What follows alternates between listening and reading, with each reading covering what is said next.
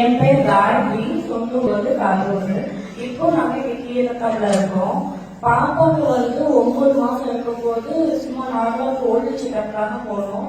அப்போ டாக்டர் என்ன சொன்னாருன்னா, பாப்பா ஐ கான்டாக்ட் இல்ல, பேபி நார்மலா இல்ல, நீங்க பீடியாட்ரிஷியனை காமிக்கணும் அப்படின்னு சொன்னாங்க.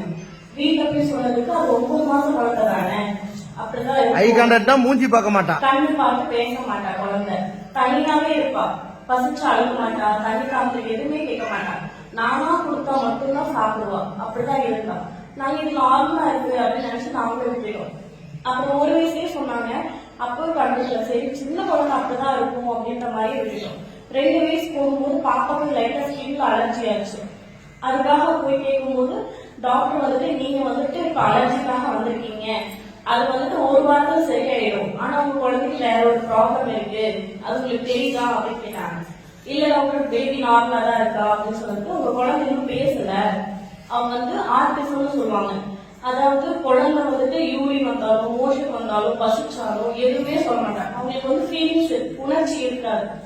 அந்த மாதிரி அவ நீங்க தெரப்பி கொடுக்கல, ஸ்பீச் தெரப்பி ஆபரேஷன் தெரப்பி கொடுக்கல அப்படின்னா குழந்தை அவ என்னை விட பெருசானாலும் நான் உயிரோட இருக்க வரைக்கும் அந்த குழந்தைக்கு மோஷன் யூரின் அழணும் அப்படின்னு சொன்னாங்க.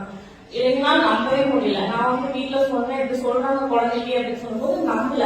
அப்ப 2 வயசு ஆனாலும் அவருக்கு மறுபடியும் பாப்பா எதுவுமே பேசலாம், அம்மா அப்பா எதுவுமே சொல்ல மாட்டா, பசிக்குன்னு சொல்ல மாட்டா, நானா போய் கொடுக்குற வரைக்கும் அவ எதுவுமே கேட்க மாட்டேன். இன்னொரு பேபி பிறந்துச்சு, அந்த பேபிக்கும் இந்த பேபிக்கும் நிறைய வித்தியாசம் பார்த்தேன். இப்ப 2.5 வயசு ஆயிடுச்சு பாப்பாக்கு. அப்ப என் ஃப்ரெண்டு இந்த கோயில் வந்துருக்காங்க, 6 வருஷமா வந்துருக்காங்க. என்ன கோயில் தெரியுமா? அப்ப தெரியாது சாமி.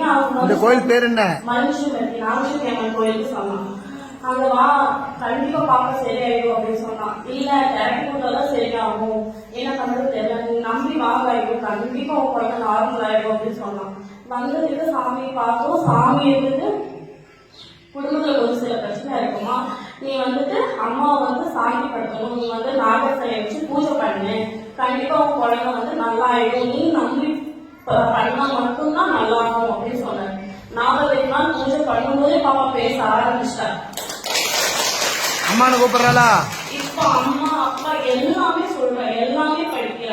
டாக்டர் கிட்ட இப்போ ரீசெண்டா கூட்டு போய் காமிச்சோம். எந்த டாக்டர் குழந்தை நார்மல் பேபி இல்ல, ஆர்டிசம், நீ ஆயுசுக்கு குழந்தைக்கு யூரின் மோஷன் அழகுன்னு சொன்னாங்களோ அந்த டாக்டர் நான் இந்த குழந்தைக்கு சொல்லல அப்படின்னு சொல்லிட்டாரு. இவ்வளவு நல்ல பேபி நான் இப்படி சொல்லுவேன் அப்படின்னு சொல்லிட்டாரு. எனக்கு ரொம்ப சந்தோஷம் இருக்காரு. என்ன வேலை செய்றீங்க? என் வீட்டுக்கார் போலீஸா இருக்காரு, கான்ஸ்டபிளா இருக்காரு. நான் மட்டும்தான் தனியாவே குழந்தைய வளர்க்கணும். இப்ப அவருக்கும் நம்ப முடியல, இப்ப வர முடியாத ஆனாலும்